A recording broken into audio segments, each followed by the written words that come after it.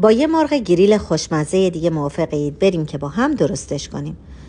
گوجه، جعفری، چند حبه سیر کبابی که میتونید از سیر معمولی هم استفاده کنید.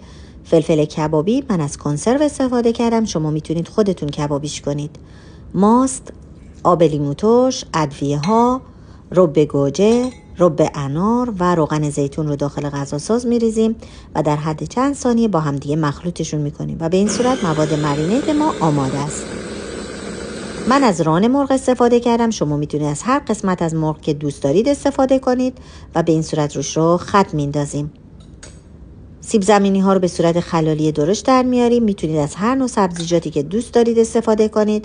از مواد مرینیت روی مرغ و سبزیجات میریزیم و خوب با هم دیگه مخلوطشون میکنیم که مواد به خورده سبزیجات و مرغ بره و چند ساعتی میذاریم یخچال که استراحت کنه. داخل ظرف فر ابتدا سیب زمینی ها رو میچینیم و در آخر مرغ ها رو روش صف میدیم و روش رو میپوشونیم با فویل. داخل فر 200 درجه از قبل گرم شده به مدت 1 ساعت الی 1 ساعت و نیم میذاریم که مرغ بپزه و نیم ساعت آخر فویل رو بر میداریم که روی مرغ ها کاملا گریل بشه و به این صورت مرغ ما آماده است. نوش جان.